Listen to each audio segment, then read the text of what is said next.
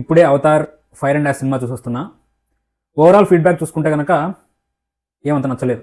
చెప్తా ఏం నచ్చలేదో చెప్పబోయే ముందు ఏం నచ్చిందో చెప్తా. Visuals are still top notch. 3Dలో ఆ విజువల్స్ అవి వేరే ఏ సినిమాలో రావు, అంత బాగున్నాయి. టెక్నికల్గా ఇట్ ఈస్ బ్రిలియంట్. మరి ఏం బాగలేదు అని అడిగితే స్టోరీ లేదు, same routine scenes, same routine villain, same routine family story.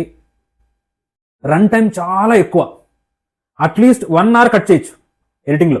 7 గంటలకు లోపలికి వెళ్తే 10:30 బయటకు వచ్చాను నేను, including break. So it's very long movie. తప్పుగా అర్థం చేసుకోవద్దు, నాకు అవతార్ 1 and 2 చాలా చాలా ఇష్టం.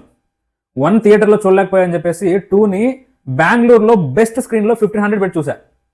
ఇప్పుడు కూడా హైదరాబాద్లో మంచి 3D స్క్రీన్ ప్రసాద్స్లో స్క్రీన్ 6లో చూసా.